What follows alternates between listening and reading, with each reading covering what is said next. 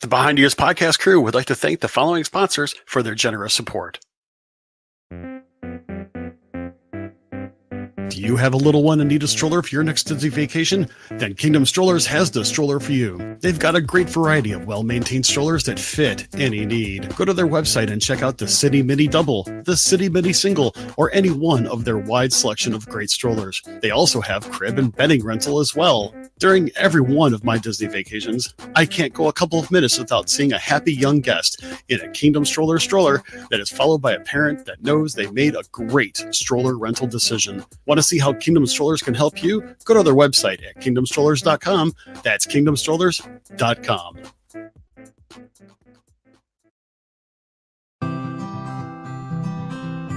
This is Mr. Chris, and I love a good cup of coffee anytime throughout the day. In fact, I like my coffee hot or cold, brewed in my single-serve pod coffee maker or at a French press. I even like my coffee both iced and even cold brewed. Regardless of how I decide to enjoy my Java, there is only one Java that I truly enjoy, and that is Expedition Roasters. Not only do I love their traditional brews such as Route 66 Tire Fix and Dark Side Roast, I love their flavors such as Bob Slitter's Brew, Charming Chocolate Cherry, and Happily Never After. To me, their coffees are never bitter, and I enjoyed every flavor I've ever tried. And did you know that Expedition Roasters also carries some of their flavors in decaf? They're perfect for that afternoon cup.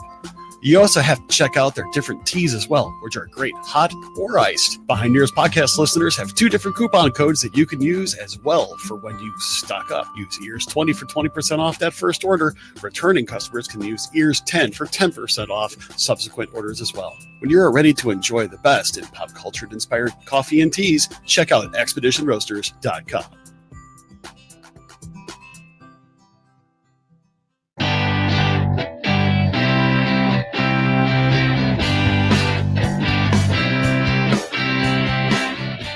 To you live from our studios on the East Coast and in the Midwest. It's the Behind Ears podcast, because everybody does Disney differently.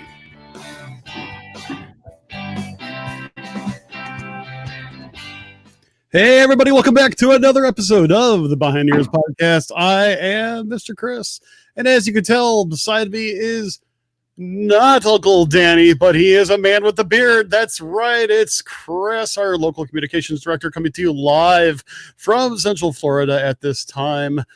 And it's only because Uncle Danny, let's face it, he called Chris up. He's like, dude, I'm totally, completely wiped out. They totally wasted me at work, worked them to the bone. And Chris is like, I got you covered. Chris, how you doing tonight, man? Good. How are you doing? Hey, listen, I'm living a dream, man. And we're going to talk about something tonight that we have we've never talked about. And to tell you the truth, I think people should share this out, because not just because of the fact of, hey, sharing is caring. I don't think this is a topic that has ever really been discussed much. And I'm really very curious. And let me tell you a little something about how this even came to be. When Danny and I were there for our food and wine trip a couple weeks ago, when we had that little mini meetup, little somewhat informal meetup at the Germany pavilion over at Epcot for Illuminations, there were some gentlemen that were there. And after the show, and we were kind of just all talking, he's like, I got a question for you. He's like, have you ever talked about the kind of crap, as he put it, that adults get for loving to go to Disney parks or even being Disney fans in general? And I looked at him and I'm like, that is a topic that I don't think we've ever really talked about. And again, I don't know if it's ever been a topic that anybody's really talked about, because we're surrounded in these parts by fellow Disney fans who are adults. And, we don't really necessarily, I think a lot of people would say, hey, we don't care what other people think. But I find this kind of interesting, because I don't know about you, Chris. I sometimes have people give me that look like, why are you going to Disney again? Aren't your kids tired of it? Aren't you tired of it? What kind of stuffing do you get, for being even a younger adult, that not only loves Disney, but loves also going to Universal Studios and as well as SeaWorld and stuff like that. I mean, you've got the trifecta out there in Central Florida right now. Yeah, I honestly get more feedback from people at work, negative feedback, because my watch I wear every day has my Magic Band puck on it, and everybody's always making fun of me, saying, "Oh, you going to Disney again after work or something?" And I just tell them, it's the equivalent to them going out and enjoying the beach with their family, or going to the movie theater for the weekend, or just one movie, obviously, or just going out to a mall or something. It's our getaway. It's our happy place. Exactly. I mean, you and I take that for granted. I mean, I sit back and when I do my work during the day, I'm playing Sorcerer Radio through through my desktop speakers here. I'll listen to a Disney podcast in the car. I'll listen to Disney music while taking road trips. Maybe even once in a while you'll find me hitting on a song on the Disney Radio Disney in the car. Okay, that's a little bit rare, because it's just not my demographic worth of music, but that's beside the point. But it gets more interesting when I have people say they'll make fun of you until they want to know how to get the most out of their Disney vacation. Yep, exactly. I get that a ton with a bunch of, not so much in this area now, but like when I lived over in Tampa or worked over in Tampa, a lot of my coworkers always made fun of me when they saw the Magic Band puck on my watch, and they always came to me when they were ready to plan their next trip. Yeah, I mean, it's one of those cases. I mean, like Gianna says, if I lived closer to Disneyland or Walt Disney World, she said she'd be there weekly. April also wears her Magic Band piece on her watch as well. And, and Gianna also mentions, I think others may be jealous in a way, which I think that's an interesting way of looking at it. I mean, it's almost like we think we found our happy place. So what I'm going to do, as we kind of talk a little bit here, I invite our viewing audience to basically chime in a little bit more than usual tonight, because I want to hear some of the things you have to say. And at the same time, in a little bit, we may actually have the ability to have somebody call in and tell us a little bit of a story of this and what you think about this particular topic, because I think there's a lot of people that get this, but it's almost like why, and in some ways, I think I want to share this story. When I first started going to Disney, my very first trip, it was just my wife, my daughter, and myself. My daughter was like 7, and it was our first family vacation ever.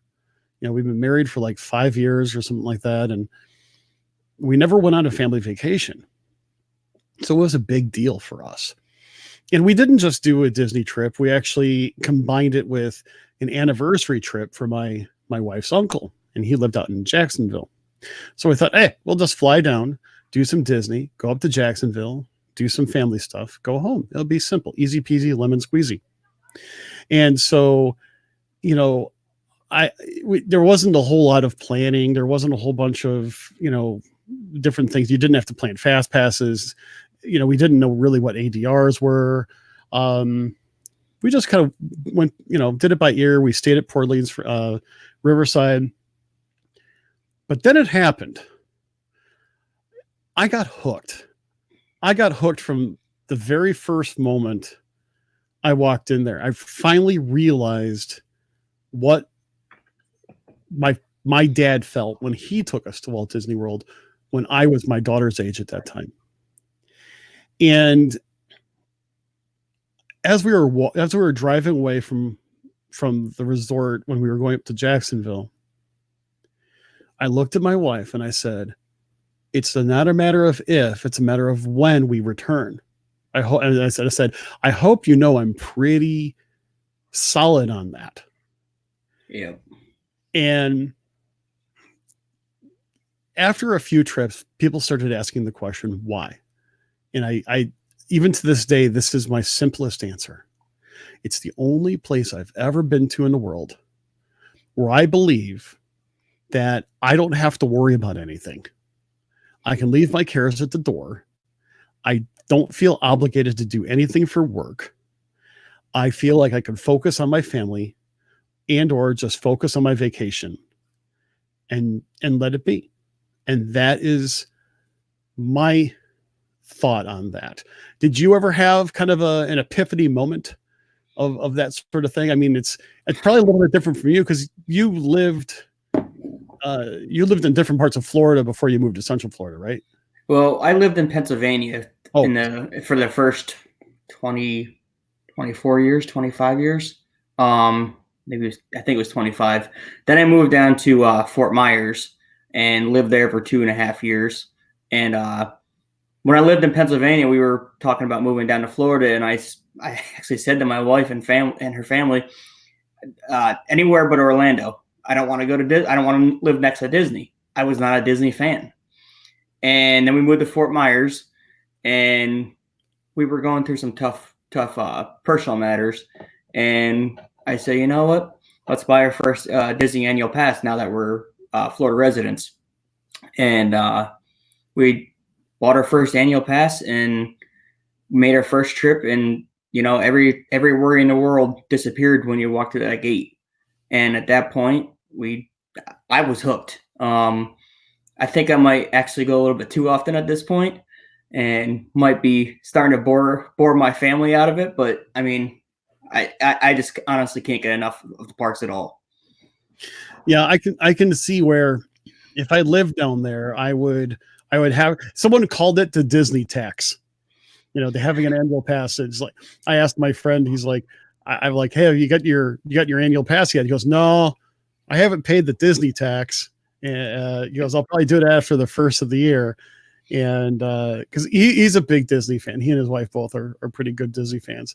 And I found that was the first time I ever heard the term Disney tax for someone that lives, local to Walt Disney World.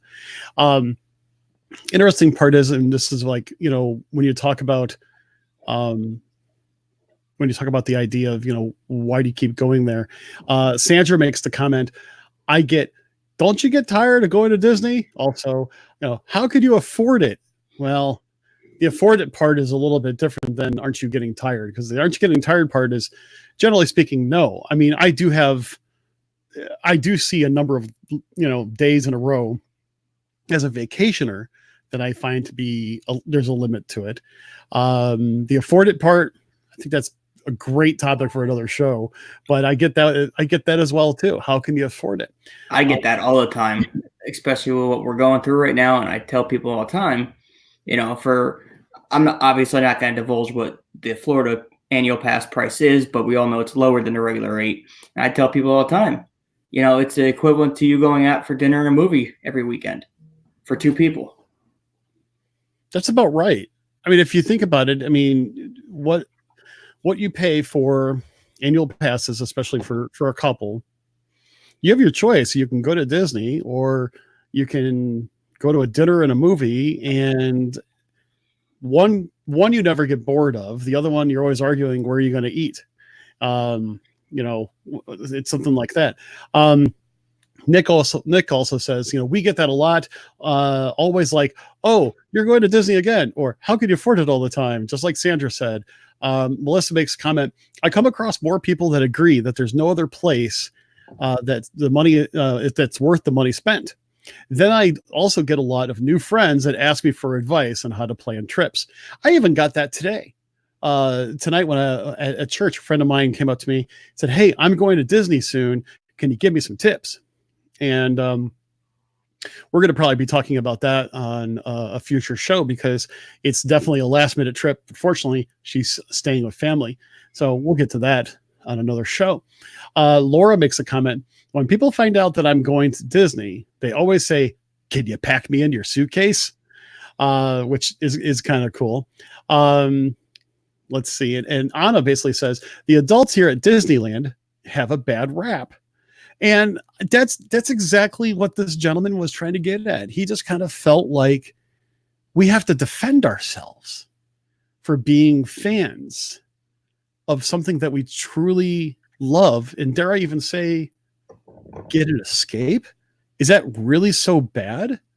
And Ray mentions here, I thought I was the only one feeling this way. It's so true. The way folks think, why are you going to Disney again? I guess they haven't experienced the magic, or I guess if they haven't experienced the magic, they won't understand. That I think is probably a good point. And let me, okay.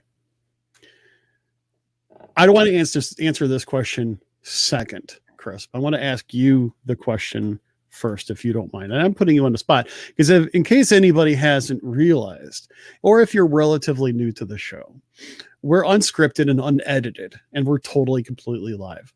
We have an idea of what we're talking about tonight, but we don't necessarily have like a written script or a written list of questions.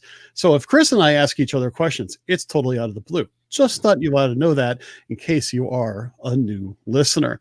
But so Chris, here is the question for you. Do you happen to have or recall a specific, I'll say, event or happening at a Walt Disney World park that basically changed your mind? Because I definitely have one, and it's very clear in my mind. Not everybody does, but I was wondering if you had kind of like that magical moment that kind of had the light bulb go off in your head. Well, I do remember one night. I want to say it might have been like 4 or 5 months after we got our first AP. It was just something simple, but it was something that, you don't see happening at a Six Flags or something like that. My wife and I were watching, it was either Wishes or Happily Ever After. I can't remember when it was. And after the show, you know how much of a madhouse all Main Street is after that. And I mean, you can get lost really quick. But this cast member, PhotoPass photographer, pulled us aside and said, I took a bunch of photos of you guys without you even seeing, without you even knowing about it. And it was just the most simple photos, but it was something that wasn't asked for. And it was something that showed true emotion from both of us. I mean, that's very cool. I mean, not only was it something that you recognized that was a very cool thing, but it was also, you had a photographer that recognized that there was a moment there. And that's not a very simple trait to have, because especially when everybody is trying to get out and after the fireworks and everything, that's kind of nuts. For me, keep in mind, my daughter is young and little in this particular story, and it's our first trip. And we wanted to see the parade. It was the Make a Dream Come True parade, and it was the parade where all the different characters, the princesses, Mickey, Minnie, Pluto, etc., were all in these really cool bubbles, so to speak, almost like they were inside snow globes. It was really kind of cool. Very elaborate floats, I might add. And so we were all there, and we stood, or we kind of stood and sat on that curb for a good hour or so before the parade came. And of course, it took a little while for the parade to get to us, because, what time is the 3:00 parade? Well, it really kind of depends on where you're sitting. And so we're all standing up, and the princesses, the floats with the princesses are starting to come down. And when one of the cast members came up and, asked us if she can escort Virginia to have, like, a special moment with the princesses. And we're like, go right ahead. And so she took Virginia and one other little girl by the hand, and they walked around to the different floats, where my daughter was able to just, with a big smile on her face and waving at the princesses. And it was like a very distinct one-on-one moment between my daughter and some of her most beloved characters.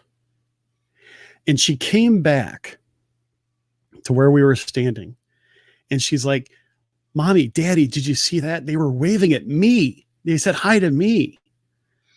And it was just one of those things where it was like then and there, that was the clicking moment. It's like, how could I ignore this? My daughter was ecstatic. Yeah.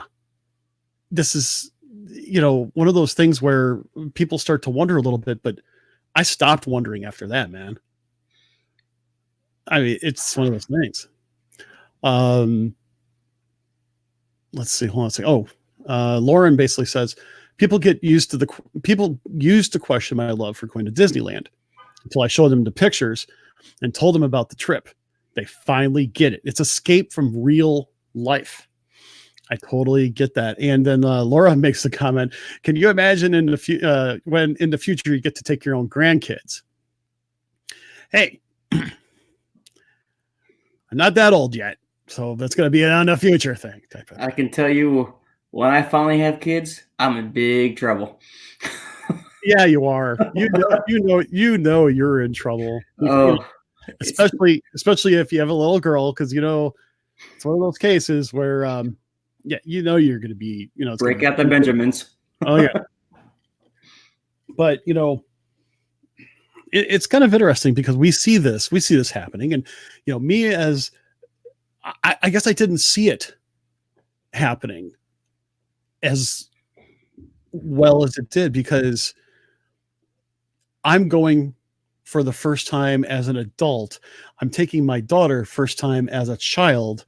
I never knew what was going to happen. And then now, as my, over the past, nearly 20 years, I've seen my kids grow up Disney. I have definitely grown in my love for Disney, and not just the parks. When I say Disney, I'm talking about many of their offerings. And it definitely becomes something of a lifestyle. I mean, my room, my office here is 90% Disney oriented. Probably even more than that. my house has a Disney theme to it. I love the picture behind you. Yeah, 20 years or 10 years ago, that would have been either a Philadelphia Eagles picture or something else. That's exactly how much Disney has changed my life. And for our podcast listeners, the picture that Chris has behind him is a 5-piece canvas set of Cinderella Castle with just awesome fireworks shot, and each one of the canvases is slightly different size. It is an absolutely beautiful collage. I absolutely love it. Let's see. Melissa mentions, after our honeymoon, my husband understands why I love it so much, and he's okay with going. Maybe not every year, but every couple of years. And you know what? That's okay. And also, she says, I want to try to go every year. I'm going again in a week with just a friend, and maybe next spring with just friends. But my hubby agrees we'll go for our 5-year anniversary and her 40th birthday. Well, that would be a really cool birthday to celebrate. And make sure when you go there, Melissa, you make sure that they all know that you're celebrating your anniversary and your birthday. And I hope they douse a bunch of pixie dust on you. Jessica mentions, and this is a little different because I think this is something that I think only started to be within the last 5 years. So back 20 years ago, when I was starting to do this, I didn't have things like YouTube and things like that to look at Disney stuff. She says, I fell in love with watching Wishes via YouTube. When I was able to take my daughter here and see the magic in her eyes, looking at the castle, it was so fantastic. I became a fan because of the magic and how they treat their guests. And Anna mentions, Disneyland makes me feel like I don't have to be an adult. I can feel like I'm a kid again. Amen. I totally agree. And the thing of it is that, and tell me what you think of this, especially you as an annual pass holder for the 3 major parks in the area, right? You're both SeaWorld as well as SeaWorld and Universal. My Universal one ends in November, but I am currently a Universal pass holder. Okay. Yes. So Karen makes the comment, locals switch it up with Universal, SeaWorld, Disney and stuff. Just out of curiosity, how does that fit into your own personal entertainment / I'll say feel good events, so to speak? Because I know each one offers you something different. Universal, in the beginning when we first moved to Florida, we went to more often. Definitely not as often as Disney. Disney, I'd say we're between 150 to 160 days this year. Universal, maybe between 7 and 10 times. SeaWorld's growing more on us because they have a lot of free concerts, and the coasters are the best in Florida. So if you're looking for thrill, that's where to go. We've probably been to SeaWorld probably 10 to 15 days, maybe a little bit more this year. But Disney still is the premier park in the area. Okay. I gotcha. I mean, I think, I guess I'd have, if I were in your shoes, if I was living in Central Florida and I had to figure out, and the Disney annual pass would definitely be like the obvious, right? I mean, that's like a type of thing. I'd have to decide whether or not I would want to do Universal or SeaWorld. I guess I would almost have to try them at that point, simply because I've never been. Yep, that's right. The last time I went to SeaWorld, I was 7 or 8 years old. So I was my daughter's age at her first time that I went to SeaWorld as well. So yeah, I have to admit that. Oh my gosh, dude, check this out. Jessica brings up a really super duper cool point. Exactly the same people that asked me how I could afford it have the $500 bags and shoes. Yep. I know, granted, that there's no disrespect intended in that, I'm sure, but it is kind of funny because, okay, I live in a community that has a pretty sizable lake. My town it has a big lake in it. And so there are people that have boats and jet skis and things like that. And, you know, they ask me, how could you afford to go to Disney every year? And it's like, well, how do you afford, maintenance, upkeep, and purchase of watercraft and things like that? I mean, we all set our own priorities. And I think that's a great way of putting it to people that question, why do we do things? It's because it's something that we enjoy. Mm-hmm. So I totally agree. Um, you know, here's something I think has to be said. Or at least asked. Do you think it changes the way that you look at Disney being a local with an annual pass, or do you think that you might not be able to answer that question fully because that's pretty much all you've ever really known since you've kind of really fallen in love with Disney stuff? I feel like I go as two different kinds of guests. There's times I go to just stream from the parks to bring stuff to a page. When I go for that kind of stuff, it's kind of more like work, but it's still, I mean, it's an enjoyable work. But when I still go with my family, when I usually go on Saturdays or Fridays with my family in the area. I'll still stream a few times, so it's still kind of that one portion of the night is still kind of like fun work. Sure.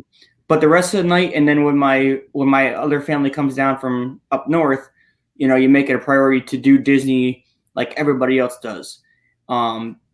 We just find a better way of going through the parks, get them done faster, and then come back midday for a little rest. And when I'm there with them, it does seem more magical.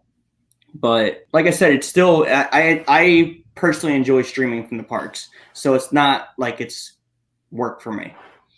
Sure. I mean, do you? So basically, what I'm hearing, if I'm hearing you correctly, and do correct me if I'm wrong, it kind of depends on the company that you have, so to speak. Who's with you, whether it be just you and your wife, or your wife family, your wife friends, that sort of thing. It's almost like the company that you keep also kind of sets the tone for the kind of experience that you have. Correct. And I mean, obviously, I'm sure it goes the same for everybody in this room watching this show. Nothing to me is better than not really bringing, but going to Disney with a first timer and seeing their eyes just like light up when they see the castle for the first time. That's my all-time favorite visit. Yeah. I mean, to me, okay. Obviously, a lot of us know the movie Vacation, Chevy Chase, the whole National Lampoon's thing, not the poor remake that they tried to do of it, but the original. And, Clark Griswold, all he wanted to do was take his family for a good vacation. And, every time I see those arches that you drive under, whether or not you're on a Magical Express bus or whether or not you're driving through it, I'll tell you, it gets me. It gets me every single time. And I think of some of the things that my dad used to tell me, him saying, your mom and I do this because we want to have fun as a family. And I'm really glad I get to do that. Between that and the fact that my kids give me a great big hug and say, thank you, we really had a good time. Those are the things that there's another reason why I don't care why people give us a bad rap. I think it's mainly a lack of understanding is what it comes to be. A couple other comments here. In fact, I think I'm on a backlog of comments now, to be honest with you. Let me hit up a few of these really quick. These are great pieces of feedback, and I want to thank everybody for participating tonight. George mentions, I can go anywhere, but it's how we choose to spend our money. Alex even mentions, I always meet new people at theme parks versus at malls or clubs. Hey, there's a great way of looking at that. I don't know about you, but we meet people all the time, and granted, they may be 5-minute friendships. That's the kind of things that you meet with people for a few minutes, and that's about it. but you still end up talking with them, and maybe you end up, making a little bit of magic there. Let's see. Chris basically mentions Disney brings our family together weekly.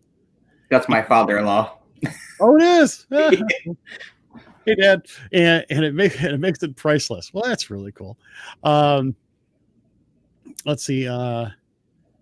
Melissa basically switches it up. She says, "I switch out which park I go to, so I never get bored." Hey, that's a good way of doing it. Nick basically mentions, "Hey, Nick," he goes, "We got friends here that asked us about Disney, plus how to get it, and if they have any hookups because of our love for Disney." It's hilarious, he says. He's like, "Hey, you got some tickets? You know where I can get some cheap tickets?" Actually, that was like what it was today. It's like, "Hey, I was wondering, could you hook us up about, some Disney stuff?" In fact, before the show the other night, I had a former teammate of mine. "Hey, just thought I'd let you know we're going to Disney, and I'd like to get your 2 cents on a few things." I think it's wonderful because it brings people together no matter what. Yep. I don't know many other things that do like that. Anna says a couple different things here. First, she says, "I love theme parks in general," which I think is really cool. A good theme park is a good theme park. There are some that I've got some great memories going to Six Flags Great Adventure out in Jersey. That was actually really kind of cool. I used to have a good time when I was a kid going to Great America here in Chicago. That was always pretty cool. Until I grew up and realized that most of the rides there are designed for a person that has half my body size. Then it got kind of disappointing, but that's an entirely different thing. I used to love theme parks in general. And Anna also continues to say theme parks are not just for kids, it's for adults too. And I think what people don't realize is the whole concept, not just what Walt said about he wanted basically a form of entertainment that wasn't just for kids, but where kids and families can enjoy things together. And I think a lot of theme parks have come to realize that these days. It's not just to entertain the kids, because those parents have got to want to go back because they're the ones bringing the kids. I mean, yeah. I mean, it's kind of interesting. Let's see here. I'm going to kind of flipping through here. I'm sorry. So Steven says, "My wife and I will be there in 3 weeks, go every 2 years, and still have favorite things to do." Absolutely. Yeah. And kind of just what I was just saying this. I just saw your comment, Melissa. People need to remember why Walt created the parks to begin with for children of all ages, 9 to 99, or in some cases now 9 months to 99 years. My son was 6 months old when he did his first trip. And it was in the middle of a hurricane too, I might add. I kid you not, Hurricane Gene. Yeah, just don't ask us why. It's just one of those things. Yeah, it was pretty. It was pretty crazy. Kind of flipping through here. Carrie mentions I should have been there when the big planters were still there. I think they're talking. Oh, I see. They're talking about how some of the areas were cramped, and she says you should have been here when the big planters were still there. I remember those big planters. I have pictures of the big planters, especially down more towards the hub area of the Magic Kingdom, and I won't ever forget. It was like one year we came back, and I'm like, what's wrong? What's missing? Something's missing. And I didn't think about going back to the pictures, but it wasn't until I started sorting through some of the 100,000 pictures that I've taken. And I was like, whoa, that's what it looks like. You'd be surprised how much that happens when you're local and you're in the parks every week. My aunt came down to visit, and we were on Navi River Journey. And my wife and I just had rode that maybe 2 days prior, and that morning when my aunt was with us, they took out the animatronic at the end, really, and replaced it with something, or it might just, I can't remember. It's been like about 1.5 years, 2 years now, and we got to the end of the ride, and I look at the cast member. I said, "Where'd the animatronic go?" And she looked at me and said, "You're the first one that's mentioned that all morning. You got a good eye." I remember when people started mentioning when the shaman left temporarily, so to speak. Wow, that is really actually pretty interesting. To remember, something from just a few days earlier. Just like the first time I went back when with my first visit with my daughter, I was looking for the gondolas that went between Tomorrowland and Fantasyland. I was looking all over for it. I'm like, what am I missing here? To find out that it was only like 3 years earlier they finally took it down. I was like, boo. I remember going on that with my mom. Oh, no kidding. I mean, and I have to admit, I don't remember if I actually truly liked it. But it was one of those things. Here's something I think really puts a good definition to it. George mentions, I surprised my wife with a vow renewal 17 years ago on their 10th anniversary. It's in our souls, and our daughter, 3 daughters and their spouses are now becoming Disney junkies. And I think that's kind of sweet. That had to be really cool, George. And it really is pretty cool. That's the exact idea I have for me and my wife. I owe my wife a Disney wedding. I didn't like it when we got married. Now I love it. So I owe her a Disney style wedding. Oh my gosh, that is so funny. It's one of those cases where some people are like, wow, why would you want to do a Disney wedding? It's so expensive and this, that, and the other. And I kind of think of myself especially after seeing the wedding chapel and some of the places that they do ceremonies out there. I'm like, listen, if you're gonna, I'll say, do something extraordinarily special, that you're going to do it with the person that's the most special to you in your life, you might as well do it at the most special place in your hearts. Obviously not everybody could afford to do it. I get that. I mean, I can't afford to do that. Hey, my daughter's getting married in a few years, and I've already told her flat out, you ain't getting a Disney wedding. Forgive me, everybody, for saying that right off the bat, but no. If she goes to Disney, or if she does a Disney wedding, I won't be able to go to Disney for 10 years. So, and let's face it, ladies and gentlemen of the jury, that ain't gonna happen.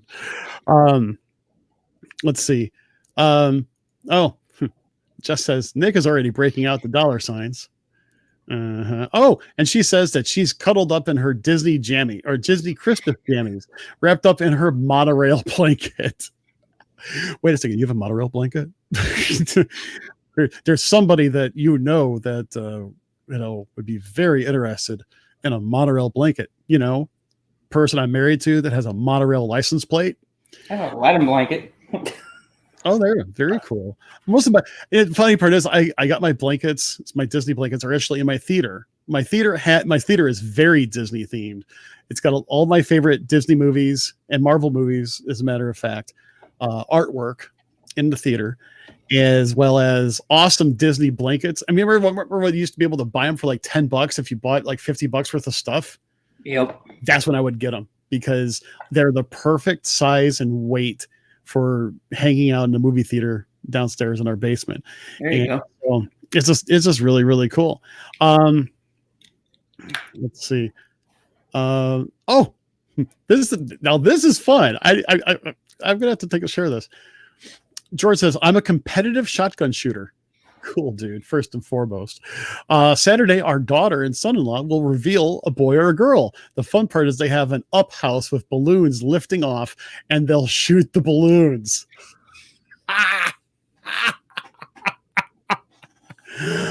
Oh, George, please do me a favor.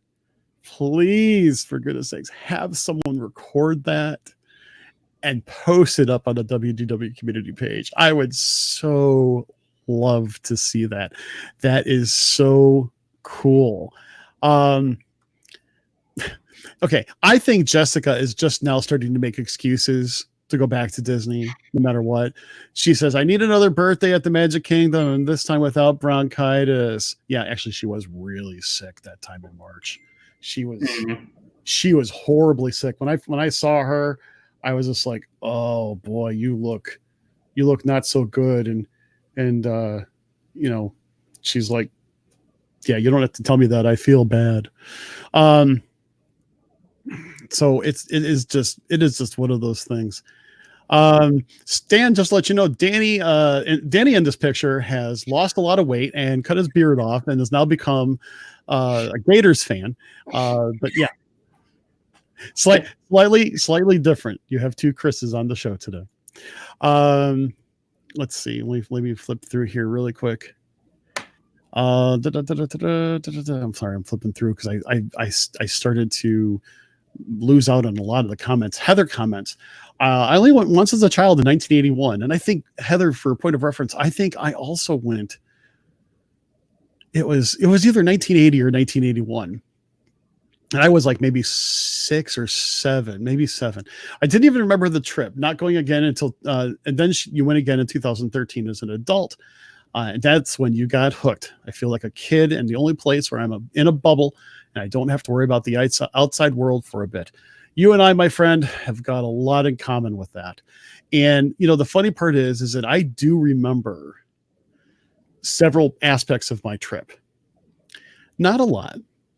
And of course, I'm still actually trying to find some of the pictures from that trip when I was a kid. And but I do agree. You go back as an adult, you relive the great things, and it just kind of brings back a flood. It brings out a real flood of emotions. Let's see. Let me take a look here. I'm going to flip through. Mary mentions, that's the thing. Other people are going out every weekend. We stay home, go to Disney twice a year. People make their choice on what they can afford. Actually, I'll even twist that even a little bit further. It's not what they can afford, it's what they spend their money on to save for their trips. So like, great example. Chris, what's a big splurge that you do outside of Disney? Something that you and Steph splurge on once a month type of basis. I really can't go once a month because most of the time we're just spending our money at Disney. But once a year, we always go on a big cruise as a family. Okay, that's just as good of an example than anything else, and that's something that you decided that's what you want. But you also have your Disney budget, so to speak. You got your APs, you know what you could spend there, and so on and so forth. For me, I have a Disney budget, and I've had that budget for probably after my second Disney trip. I started to actually put it as a line item in Microsoft Money, and it doesn't go anywhere. It just kind of gets virtually transferred into my checking account into a, hidden. In other words, I only spend what I can find in my checking account on my Microsoft Money report. But, there's, by the time a Disney trip comes around, there's a few $1,000s in there that's hidden. So yeah, my balance is off according to the bank, but to me it's fine because I know how it is. So it is definitely the case. People make their choices of what they could afford. People make their choices of what they want to save their money for. People make their choices of what they're going to spend at Disney. Because some people are going to want to spend money on a value so they could stay longer. Some people are going to not get park tickets for every day because they want to enjoy the resort that they're at, or go to downtown Disney, or do a side trip even to one of the other parks, or even, the Kennedy Space Center or something like that. They want to do something else. You're absolutely right, Mary. People have to make choices on what they spend their money on. I know people that spend tons of money on, doing different things and going out to eat and spending a lot of money on wine and, going out to bars and stuff like that. You know what? That's fine. Me, not my style, and I'll take that $100 I would spend going out. I mean, heck, if you think about it, you save $200 a month by changing some of your lifestyle habits. That's $2,400 a year that can go directly into a Disney budget. Yep. I've got a transportation budget for Disney, which is a combination of my own cars plus whatever, it's like $1,100 or $1,200. And what it is that I maintain my vehicles. I use it to maintain my vehicles. But the fact of the matter is that at the end of the day, that is how much budget I have in order to get to Disney. And normally I spend $400 or $500 between fuel and other travel expenses when I drive down. That means I've got another $700 that I use for maintaining my vehicles on an annual basis. More than enough. Double benefit. I get to Disney on a cheap, and I've got well-maintained vehicles. So it's one of those things.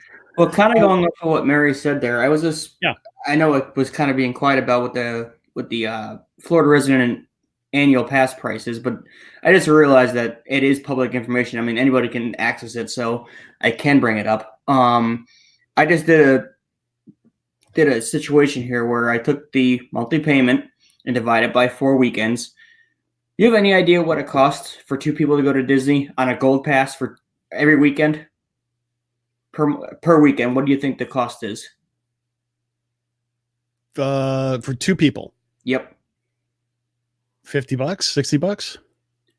$23.75. For 2 people to go to Disney for one night on a weekend. My AP pass payment for my wife and I is $95 a month. Divide that by 4, and that's $23.75. So you're literally paying $12 a person to get into Disney every weekend. Okay, for a point of reference, that's less than 3 combo meals at Culver's. Yep. And people that say, well, you're not including the cost of food when you go to the parks. Well, if you're local, most of the time you don't go until after you had dinner, or you do bring some like sandwiches with you so you can save money if you go for the full day. But I mean, even with just doing that, if you do $23.75 a weekend and you spend $40 on food, you're still only at $65, which is still cheaper than going to a movie and dinner. Going to a movie and popcorn for a family of 4. I mean, that's interesting. Now, granted, I am not going to say that is like the reason why people should just move down to Florida. No, I'm not going to say that. I'm not going to say it because that's an entirely different type of conversation. You kind of have to realize this is more of a perk of being in Florida, not necessarily something to drive you to Florida. At least that's my opinion. Everybody has their own reasonings for moving to Florida. So it is just one of those cases. Brunette actually makes a comment. She says, I love when friends ask me, why do you love Mickey Mouse? They don't understand that it's not just about Mickey. Absolutely true. Because there's also Goofy. And so, no, I'm just kidding. Jen mentions, A Great Adventure is my home park. Cool to hear that little shout out. I'll admit, it was, I dated a young lady that lived in Delaware. Delaware? That's right. Delaware. And during one of my times out there, we decided we were going to drive up for a day at Great Adventure.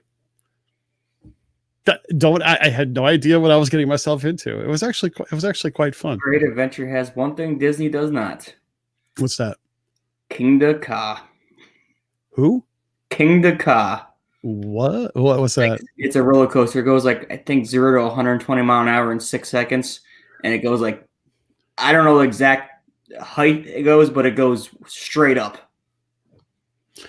Wow. And I'm sure that wasn't there when I was there 25 years ago, something like that. So yeah. Oh. And Nick says his favorite park was emphasis on was, Cedar Point, which I've never been to Cedar Point. Laura says the other theme parks just don't have the same feel. No, you know what the thing is? What you feel is that they try, yet it's hashtag fail. Wendy makes a comment. My husband thought I was nuts for saying I wanted our honeymoon to be Disney, but ever since then he's been hooked. So let's see. I'm kind of flipping through here. Sorry about this. Yeah, I must be really far behind on some of these. Jessica wishes, I wish we would have done a small Disney wedding and a big party at home. Okay. One of these days though, Jess, you're going to have to do a renewal down at Disney. How's that? Sorry, Nick, I had to say it. And she didn't pay me to say that either. I'll just go ahead and send. George says, why are the weddings so expensive? Because there's no boop good. So I thought that was kind of funny. Sorry, my cat's attacking me. Oh no, the attack of the cat. Wouldn't be the first time that we've had an attack of the cat on one of our shows. So, but yeah, it's kind of funny. I'm flipping through comments because we're starting to run out of time here. Let's see. Karen also comments, I went every year as a kid when family came down, worked there for 17 years to the day, and to the day, take my kids now. It's just a huge part of life. And I kind of have to agree. It becomes a part of life. It really does. Let's see. I'm kind of flipping again through the comments. Let's see. Linda basically says, hey, we rarely eat out. Clearance, sales, have a car for years, do any repairs ourselves, yard work, Disney every year, just us or with family members. DVC since 2000. Whoop, whoop. Tables in Wonderland. APs, set your priorities. Hey, listen, I'll say it again. Being a DVC member was one of the best things I ever did for, I'll say, feeding my Disney habit, but at the same time being able to afford my Disney habit as well. And the thing is about the AP stuff, if you're not a Florida resident, we definitely know that there was a lot of pain that happened this year because of the increase in Florida resident, or just AP prices in general, regardless if you're a Florida resident.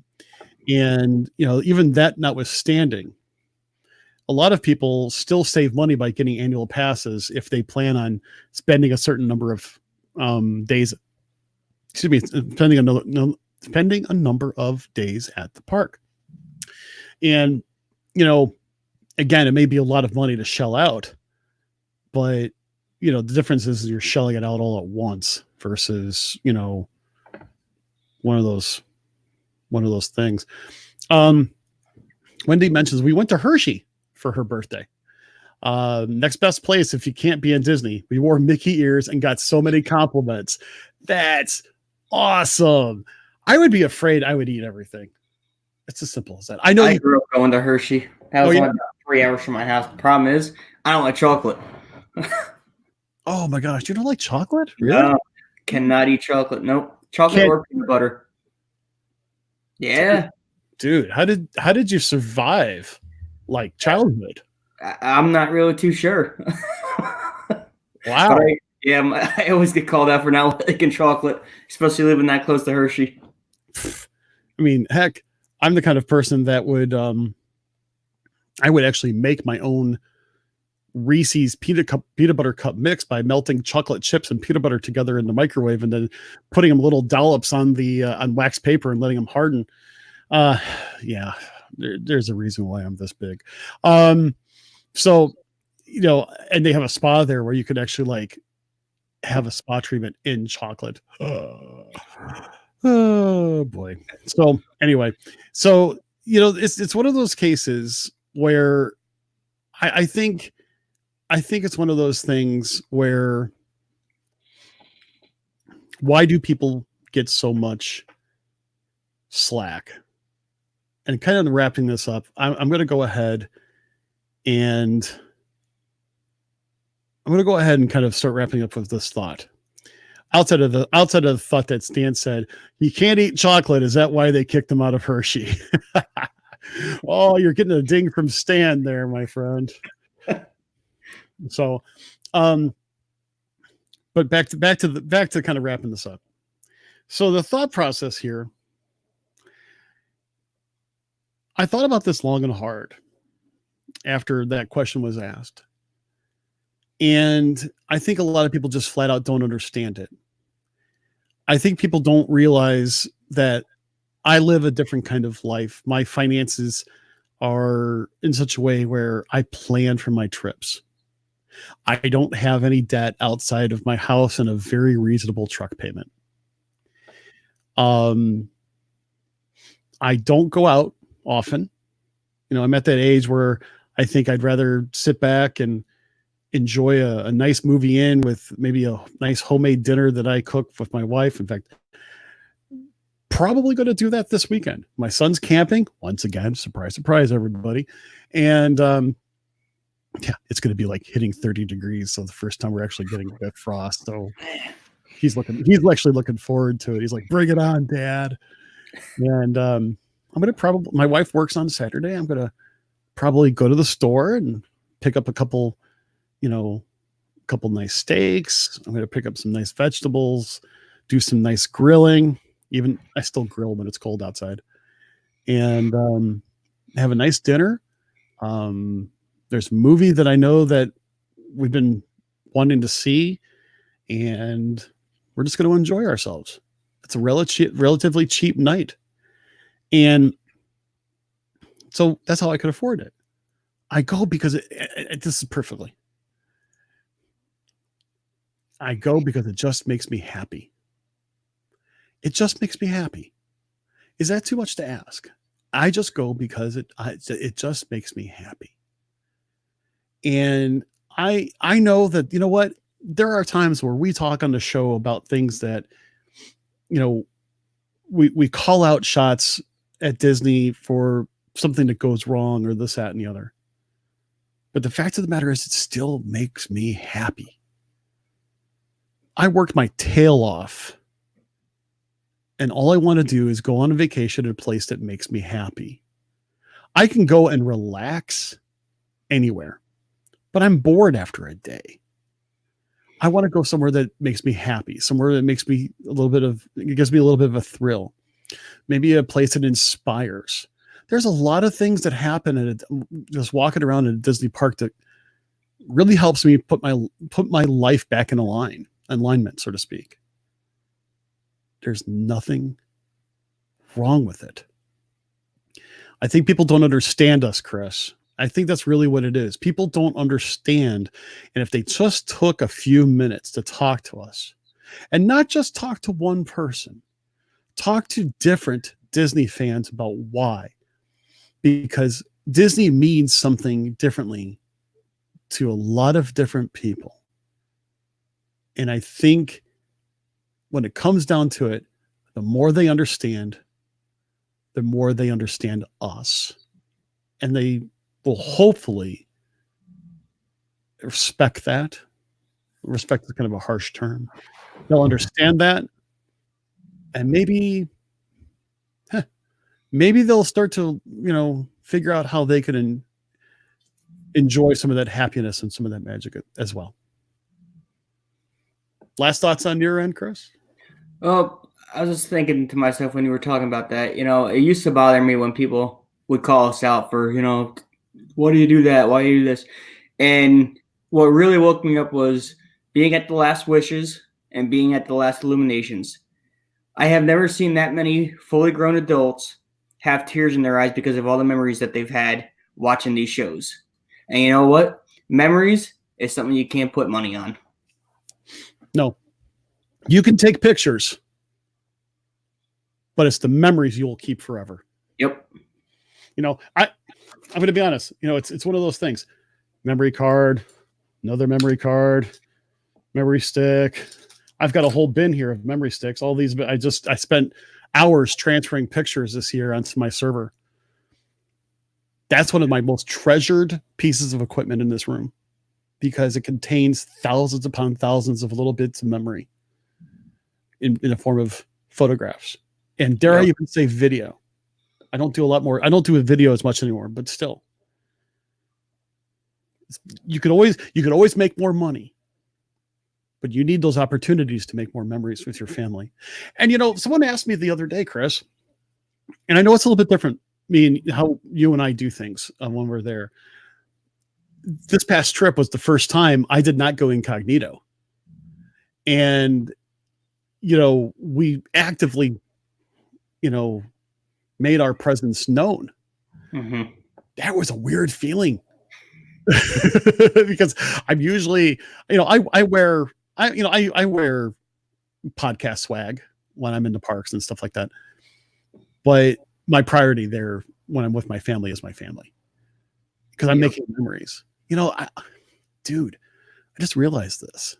My next trip that I go on is probably the last trip I go with my daughter, with her not being married. You know how much that freaks me out? Yep. It really freaks me out. Yep. I may be wrong on that, but my daughter is going to be extraordinarily busy going this point forward. After I go on this vacation with her next year, she's going to graduate. She's going to be a doctor. My daughter is going to be a doctor. Think about that, dude. It's crazy insane. And then after the son-in-law candidate, finishes his doctorate, she's going to marry a doctor. There's going to be 2 doctors that I'm going to know in my own family. and the thing is that the only thing I could say, and I'm going to kind of leave it with this. If they're both doctors, I hope they darn well pay for my trip. So, okay. I think we're going to leave it with that. I wonder, I kind of wonder if my future son-in-law is actually going to listen to this particular episode. I know he listens to the show. Casey, I love you dearly, my brother. You are just an awesome guy, and I'm just kidding. Or am I? I'm going to press this button here. You heard the show, and we hope you want more. Well, feel free to join us over at our social media platforms. Instagram and our Facebook page can be found at Behind the Ears Podcast. Our webpage is behindtheearspodcast.net, and our email is behindtheearspodcast@gmail.com. And our Twitter handle is @BehindTheEarsPC. And come and join the conversation about all things Disney over at the WDW community page. Don't forget to rate and review the show over at iTunes or Apple Podcasts, as it really helps us get the word out about the show. Also, don't forget to subscribe to the show on iTunes or Apple Podcasts or the Podbean app. Also, you can listen to us on Stitcher Radio, iHeartRadio, TuneIn Radio, and via Alexa and Google Home.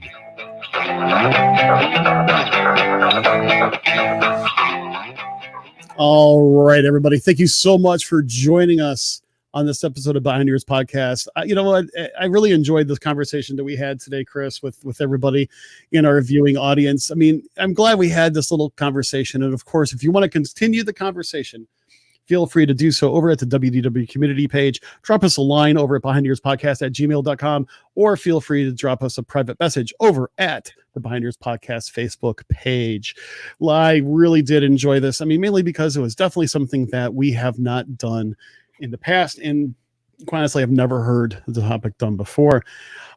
So with that being said, on behalf of Chris and myself, we both hope you have an absolutely magical day. Take care.